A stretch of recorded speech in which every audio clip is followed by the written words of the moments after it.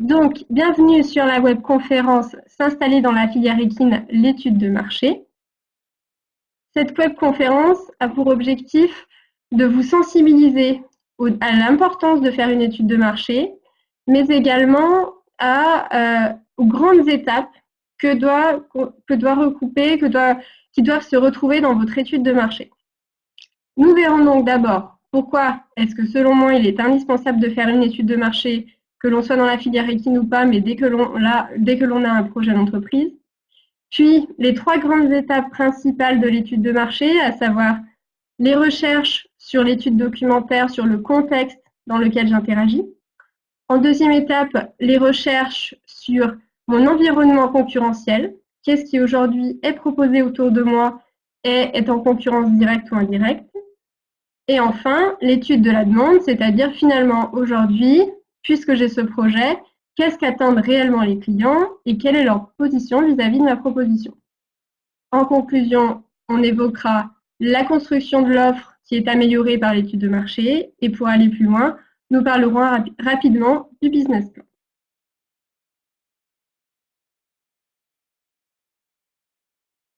Alors, pourquoi est-ce que selon moi, il est indispensable de faire une étude de marché aujourd'hui pour s'installer dans la filière équine? Déjà, c'est minimiser les risques d'échec. Et par échec, on entend perte de temps, perte d'argent, voire éventuellement faillite. Si je pense, par exemple, qu'il y a aujourd'hui un potentiel pour une activité de pension et de cours pour des cavaliers de compétition, CSO, amateurs élites autour de moi, pourquoi pas? Mais si je me rends compte que finalement le marché est déjà complètement saturé par une offre de concurrents, il est important que je revoie mon offre. Ça peut donc une étude de marché peut complètement remettre en cause votre projet. C'est aussi le moment de tester une idée. J'ai l'idée, par exemple, de lancer un objet connecté pour analyser les paramètres vitaux du cheval à l'entraînement. Pourquoi pas? Faire l'étude de marché, ça peut être une première confrontation de ce projet à des clients potentiels via des discussions pour savoir ce qu'ils en pensent, etc. Et je vais arriver donc par cette première confrontation à avoir une bonne idée des forces mais aussi des faiblesses de mon projet. Et ce, pas en phase commerciale après avoir produit 10 000 unités. Donc, première phase de test intéressante. C'est aussi un bon moyen de se renseigner sur le marché visé et sur les attentes des clients. Si je souhaite par exemple m'installer en écurie active, il est important que je sache ce qu'attendent réellement les clients qui sont intéressés par ce concept, et ce, dans ma zone de chalandise propre, à environ 30-40 minutes autour de moi. Qu'est-ce qu'ils veulent? Est-ce qu'ils veulent faire de la compétition? Est-ce qu'ils veulent faire de la promenade? Pourquoi ils sont intéressés par le concept de l'écurie active? Quelles disciplines leur plaisent? C'est intéressant pour connaître mes forces, mes faiblesses et envisager ma stratégie de communication. Donc, c'est vraiment une première phase pour construire sa stratégie et son plan marketing. Toujours par rapport à cet exemple d'écurie active, je vais pouvoir demander par l'étude de marché à des clients potentiels s'ils veulent des chevaux ferrés, des chevaux pas ferrés, s'ils acceptent que l'on mélange les troupeaux, hongres, juments, etc. L'étude de marché, elle peut vraiment m'aider à répondre à des questions précises sur l'ajustement de mon offre. Et finalement, bien évidemment, c'est aussi un très bon moyen pour convaincre des investisseurs ou une banque. Aujourd'hui, il faut être conscient que plus personne ne vous prêtera de l'argent sur votre simple bonne volonté ou sur votre simple projet. Vous devez justifier d'un projet sérieux et mûrement réfléchi, et vous devez pour ça avoir des arguments pour convaincre des professionnels. Donc l'étude de marché va vous aider à tout ça. Finalement, je pense qu'elle est vraiment quand même essentielle pour gérer la stratégie, que ça soit à court terme au moment du lancement ou à plus ou moins long terme. Et ce, quel que soit le secteur d'activité dans lequel vous ambitionnez de vous lancer. C'est pour ça que j'ai choisi de vous donner des exemples variés. Pour moi, l'étude de marché, elle est vraie et elle est importante, autant pour une écurie de propriétaire que pour un centre équestre, que pour un objet connecté, que pour, on peut tout imaginer, un élevage, etc. Donc, je pense qu'elle est vraiment indispensable. Alors, maintenant qu'on a vu un petit peu l'intérêt de l'étude de marché, quelles sont les grandes étapes de la construction de cette étude de marché? Premièrement, vous pouvez prendre du recul sur votre secteur en faisant des recherches de contextualisation, des recherches sur la filière, des recherches sur le contexte général. Vous utilisez des données déjà disponibles. Ça va vous servir à la fois à aider dans la définition des étapes 2 et 3, à savoir l'analyse de l'offre et l'analyse de la demande. Ça va vraiment vous servir à mieux connaître l'environnement du marché, dans quel environnement je me situe. Par exemple, je reprends l'exemple de l'objet connecté. Qui interagit sur ce marché déjà actuellement, quels sont les besoins aujourd'hui, etc. Donc, c'est vraiment un bon moment pour se poser des questions sur les acteurs, les producteurs, etc. Un deuxième exemple. Si je veux lancer une activité de complément alimentaire bio pour les chevaux, par exemple, destinée à des chevaux de sport en activité, de type électrolyte, onguent, etc., je dois absolument me demander aujourd'hui qui sont les acteurs sur ce marché, qui produit. Ce ne sont pas forcément les mêmes qui produisent et qui vendent, qui distribuent, qui préconisent l'utilisation. Est-ce que ce sont les vétérinaires? Est-ce que ce sont des clients entre eux? Est-ce que le bouche à oreille est important? Qui seront mes clients demain? Est-ce que ce seront plutôt des cavaliers propriétaires de dressage, par exemple? Et toutes ces questions que je vais me poser vont me permettre de mieux comprendre le marché. Vous pouvez arriver à faire finalement un schéma de filière, c'est-à-dire aujourd'hui, le schéma fonctionne comme ça, j'interagirai demain avec tel acteur, mes clients potentiels seront ceux-là, etc. L'idée, c'est de caricaturer pour vous faciliter la compréhension du marché. Évidemment, c'est aussi un bon moment de rechercher des données chiffrées, si elles existent, évidemment. Par exemple, combien de concurrents il y a sur ce marché, le chiffre d'affaires qu'ils réalisent, est-ce qu'on est plutôt sur un marché de portée nationale ou internationale? Est-ce que l'on peut quantifier le nombre de clients potentiels que je pourrais toucher? Voilà. C'est un bon moment pour préparer, comme je vous disais, l'étape 2, étude de l'offre et de la demande. Évidemment, c'est aussi un bon moment pour se renseigner, pardon, si ce n'est pas déjà fait, sur tout ce qui est normes et réglementations en vigueur. Toujours sur mon exemple de complément alimentaire bio, tout ce qui touche au dopage, aux normes et réglementations sur les produits de consommation équine, etc. C'est peut-être un moment aussi où vous verrez émerger des opportunités. Par exemple, une nouvelle réglementation interdirait l'usage de certains produits actuellement sur le marché. C'est en faisant cette étape-là que vous allez vous en rendre compte. Alors, où est-ce que je trouve toutes ces informations pour cette étape d'étude contextuelle? Évidemment, je vous incite à beaucoup utiliser les moteurs de recherche, que ce soit Google ou un autre, en tapant différents mots-clés par rapport à votre marché, par rapport à vos concurrents.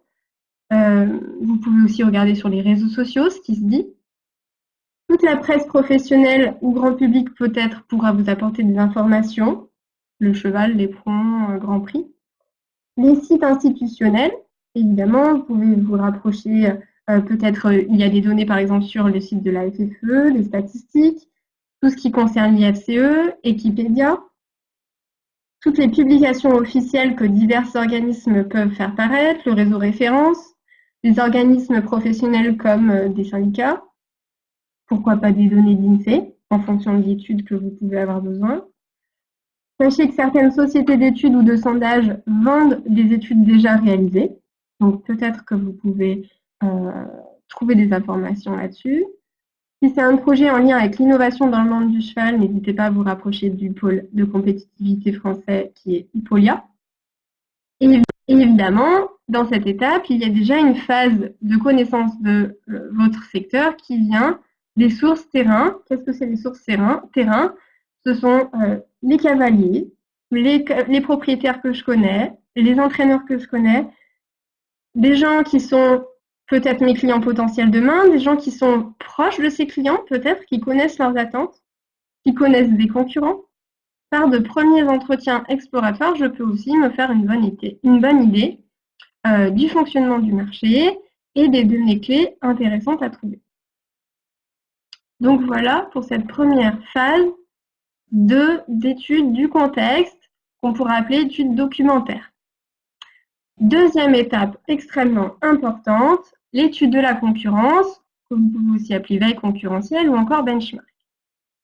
Une fois que j'ai une bonne idée du fonctionnement de mon marché, il faut absolument que je me demande qui sont mes concurrents.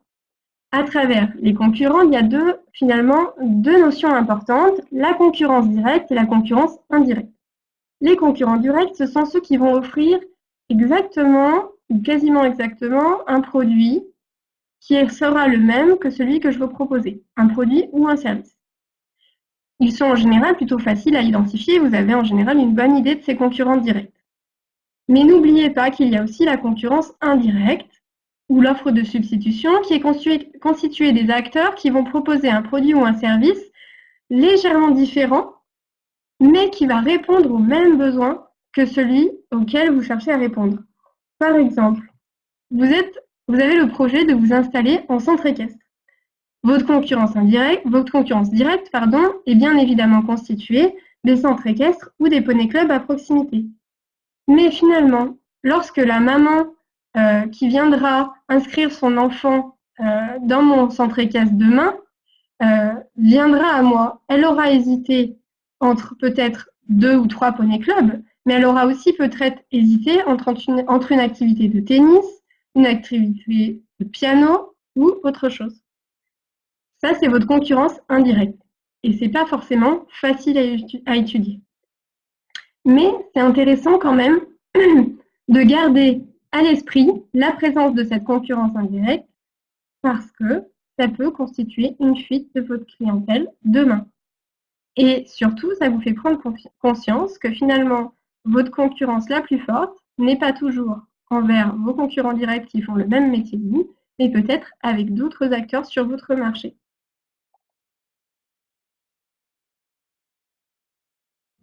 Alors, une fois que j'ai recherché mes concurrents, qu'ils soient directs ou indirects, en général, évidemment, on a plus d'infos sur ces concurrents directs, l'idée, c'est d'essayer de mieux les connaître.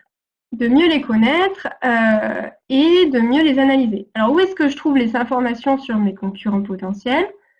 Par exemple, tout ce qui est annuaire professionnel. Encore une fois, les moteurs de recherche Internet.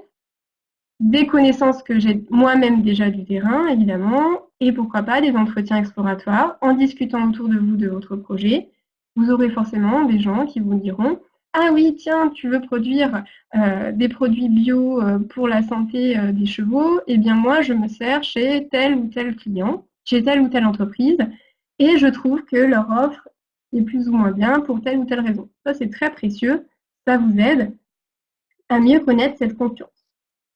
Vous pouvez les placer sur une carte, surtout si vous êtes dans une activité qui a une zone de chalandise géographique déterminée. Par exemple, on considère en général que pour une écurie de propriétaires, il est intéressant d'étudier la concurrence dans une zone de chalandise à peu près 40 minutes de trajet en voiture autour de vous. Vous aurez déjà une bonne idée des concurrents directs à votre future activité.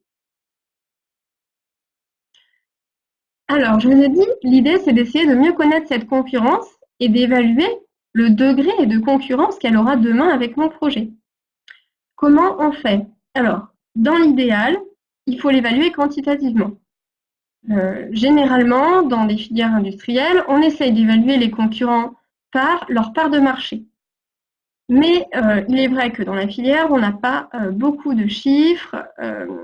Toutes les activités ne publient pas leurs résultats en termes de chiffre d'affaires, etc. Il est parfois difficile de les comparer l'une à l'autre. Si vous y arrivez, tant mieux. Si vous n'y arrivez pas, essayez au moins d'évaluer cette concurrence qualitativement. Qualitativement, c'est-à-dire, je vais me renseigner sur l'image de marque des entreprises concurrentes autour de moi, leur positionnement tarifaire. En général, les entreprises affichent leur prix de vente. C'est toujours intéressant et c'est toujours à mettre en relation avec les infrastructures et les services proposés. Par exemple, si je veux m'installer en écurie propriétaire, je regarde les autres écuries propriétaires, ce qu'elles proposent en termes de tarifs, mais il faut que je sache ce qu'il y a derrière ce tarif. Est-ce que c'est une pension box pure sans aucun service autour? Est-ce que c'est une pension box avec sortie au paddock 7 jours sur 7? Est-ce que c'est une pension box avec des cours ou du travail du cheval compris dedans? L'idée, c'est vraiment de comprendre l'offre des concurrents pour les comparer avec ma prestation envisagée dans l'idée de me démarquer. Parce que c'est toujours le nerf de la guerre.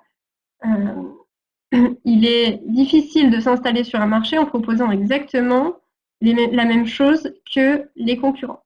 Et il est plus intelligent, a priori, de se démarquer, que ce soit par un positionnement tarifaire, un positionnement disciplinaire, un positionnement en termes d'offres, de prestations. Donc vraiment, dans cette étape-là, je me demande sur les concurrents autour de moi, quels sont leurs prix de vente, quelles sont leurs prestations, quels sont les facteurs de différenciation. Est-ce qu'ils ont des labels, par exemple? Est-ce qu'ils ont des avantages, par exemple, en termes de résultats? Ils sont champions de France en horseball, par exemple. Intéressant s'ils ont une offre de horseball et que moi aussi, je voulais le faire. Quels sont leurs points forts ou leurs faiblesses? Peut-être que certains n'ont absolument pas la possibilité de lâcher les chevaux au paddock. C'est un point fort pour moi si moi je vais pouvoir le faire et que c'est une attente du marché. Voilà, essayez de vous renseigner qualitativement sur la concurrence pour mieux la connaître et l'évaluer. Une fois que j'ai fait donc ces 2 étapes préliminaires, je vous rappelle donc l'étude documentaire vis-à-vis du marché en général, du contexte dans lequel j'interagis. Deuxième étape, la veille concurrentielle, j'essaie de mieux connaître mes concurrents et ce qu'ils proposent. La dernière étape de l'étude de marché va être l'étude de la demande. Il faut que je me demande aujourd'hui, qu'est-ce qu'attendent véritablement les clients? 2 possibilités, une étude qualitative ou une étude quantitative. Qu'est-ce que c'est? Ce qu'on appelle une étude qualitative, ce sont souvent des entretiens individuels que vous faites en face à face ou par téléphone avec des clients potentiels. Mais pourquoi pas aussi, par exemple, le vétérinaire de la région? Pourquoi pas le cellier de la région? Des gens qui ont un intérêt direct ou indirect, mais qui peuvent me fournir des informations et avoir une analyse de mon offre. L'idée, c'est d'interroger peu de personnes, mais plutôt assez longuement, au moins 20 minutes, et ça peut vous servir, par exemple, à découvrir de nouveaux éléments que vous n'aviez pas réussi à déterminer par l'étude documentaire. Vous allez peut-être avoir un entretien qui va vous dire « Ah mais tiens, il y a en ce moment un projet d'installation en écurie à tel endroit », or vous ne le saviez pas. Les contenus sont souvent plus riches de sens que l'étude quantitative, c'est-à-dire que par rapport à un questionnaire en ligne, quand la personne va vous dire oui, mais moi, oui, bien sûr que je veux qu'on lâche mon cheval au paddock tous les jours. Mais par contre, ce qui est très important pour moi, c'est vraiment qu'on puisse gérer les couvertures de paddock et les guêtres, parce que sinon, je n'aurais pas envie de lâcher mon cheval au paddock si j'ai peur qu'il reste mouillé toute la journée. Vous allez un petit peu plus loin qu'avec du quantitatif. Et cette phase qualitative peut vous servir à rédiger le questionnaire quantitatif. Pour reprendre un exemple par rapport aux objets connectés, vous avez ce projet de lancer l'objet connecté qui va analyser les données physiques du cheval à l'entraînement. Très bien. Vous allez pouvoir faire une discussion avec des clients potentiels. Peut-être que vous allez parler de choses très approfondies. Où positionner le capteur? Est-ce qu'on va le positionner sur le nicole, plutôt sur la selle? Quel type de données les gens ont besoin? Mais surtout, comment est-ce qu'ils vont les analyser et comment est-ce qu'ils vont les comprendre derrière? Vous allez pouvoir aller vraiment dans le détail et ça sera quelque chose de très riche avec beaucoup de matières qui vont vraiment, des informations qui vont vraiment vous aider à construire votre stratégie. Deuxième possibilité, mener une étude quantitative, en général, un questionnaire en ligne. Un questionnaire en ligne, plutôt facile à remplir, plutôt rapide par rapport à la durée d'un entretien qualitatif, avec des questions fermées, donc des questions qui appellent des réponses de type oui ou non. L'idée là, par contre, c'est d'interroger un maximum de personnes. On va essayer d'avoir une taille d'échantillon très importante. L'idée de cette étape, c'est de venir valider ou invalider des choix pressentis pour l'offre de produits ou de services. C'est là la différence forte entre le qualitatif, qui vous donne des indications, mais vous ne pouvez pas dire « mon projet ne fonctionnera pas sur 10 personnes interrogées ». Alors que sur du quantitatif, avec un questionnaire en ligne, sur 150 personnes interrogées, si vous avez un projet d'écurie de propriétaires et que ces 150 personnes interrogées sont dans votre zone d'achalandise, là, par contre, vous pouvez remettre en cause un projet ou redéfinir une stratégie parce que vous commencez à avoir une possibilité de validation empirique. Le type de question que je vais poser, ça va plutôt être quel est le prix moyen des pensions payées actuellement autour de moi, etc. Alors, j'ai prévu une diapositive d'ailleurs sur ce type de questions. Donc, l'exemple de questions que vous pouvez poser. Si vous êtes en qualitatif, donc pour rappel, en face à face avec une personne ou par téléphone. Là, on cherche à avoir beaucoup de richesse. Donc, c'est des questions très ouvertes. Qu'est-ce que vous en pensez? Comment vous pourriez vous projeter dans l'utilisation de mon objet? Qui pourrait vous inciter à l'utiliser demain? Comment est-ce que vous voudriez vous en servir? Etc. Des choses donc très ouvertes qui tiennent de la perception. On peut aussi demander des choses aux gens vis-à-vis de leurs pratiques habituelles. Pourquoi avez-vous choisi ce type de pension? Qu'est-ce que vous attendez vraiment d'une pension travail? Voilà, des choses très ouvertes.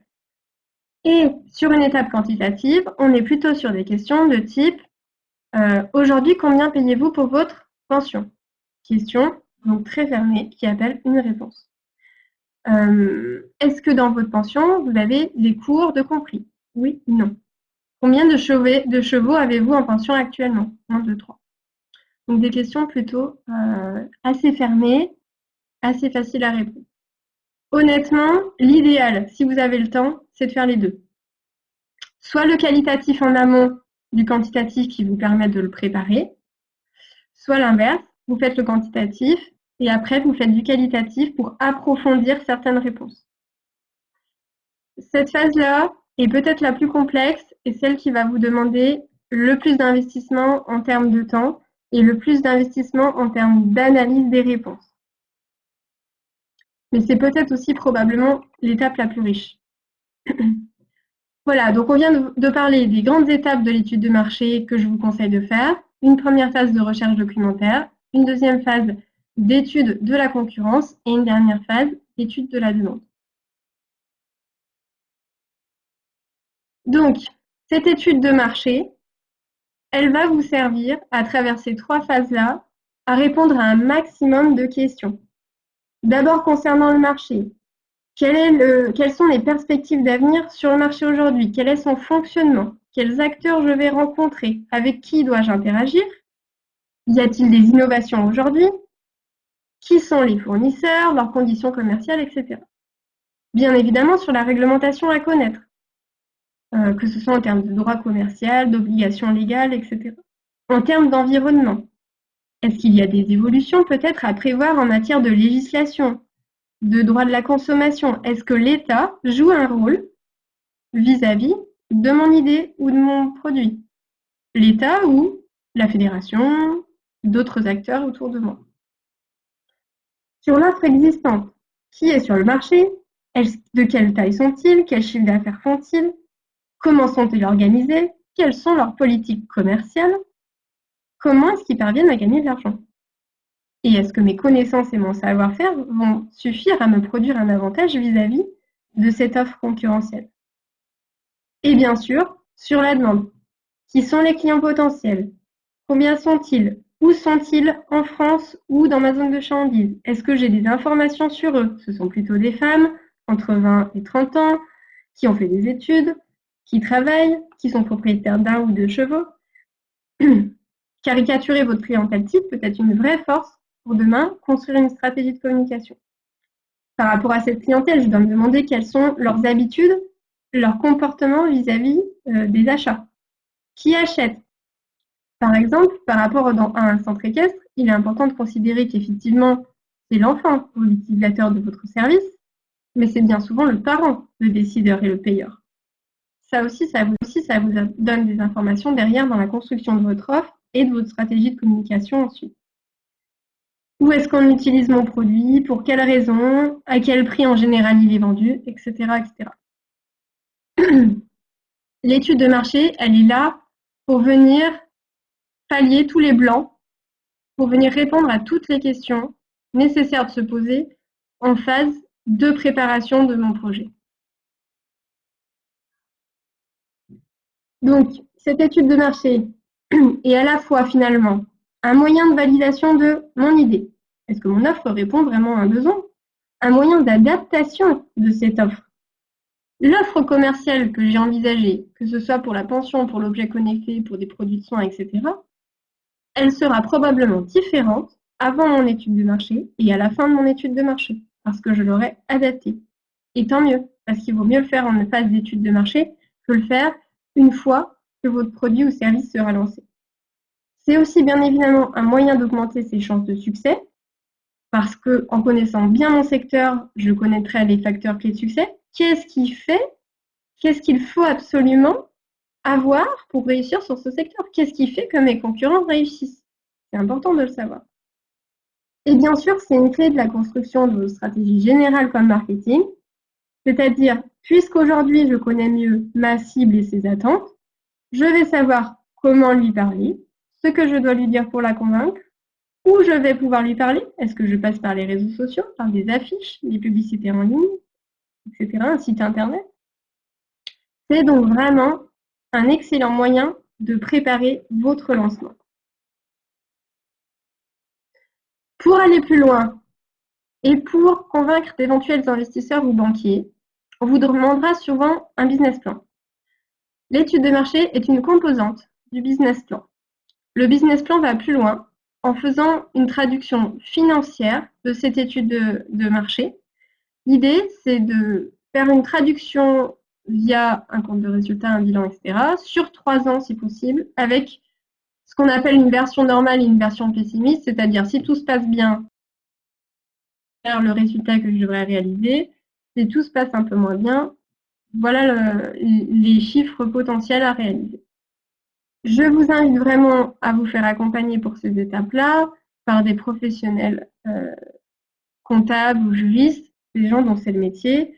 Moi, je travaille par exemple souvent avec Equiserve. Vous avez beaucoup de professionnels qui peuvent vous accompagner sur cette étape-là. L'idée du business plan, c'est matérialiser toute la démarche de préparation de votre projet et d'apporter un document crédible, cohérent, avec une phase de prise de recul qui montre que vraiment vous avez réfléchi à votre projet et qu'il est sur des bases solides. C'est aussi un bon moyen, finalement, de mieux vous connaître, de mieux connaître votre projet et de pouvoir travailler votre présentation. Pensez que demain, vous allez présenter ce projet peut-être à un banquier, mais surtout à des clients potentiels. Et bien connaître votre projet, c'est un bon moyen de les convaincre.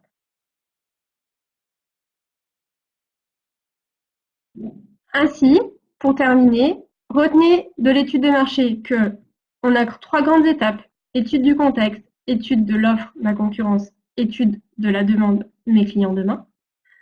Un indispensable, très honnêtement, il vaut mieux perdre un peu de temps aujourd'hui sur l'étude de marché qui, je vous l'accorde, peut être quelque chose d'assez long à faire, que de perdre tout ce que j'ai investi demain parce que je me suis trompée. Un moyen de se sécuriser, évidemment, même raisonnement, et de convaincre des banquiers, des investisseurs, des clients demain. Alors l'étude de marché, c'est du temps ou de l'argent, c'est-à-dire qu'il est possible de le sous-traiter. Nous, on fait des études de marché, mais il y a d'autres acteurs qui font des études de marché. Voilà, j'en ai terminé avec cette présentation générale de la webconférence. Nous allons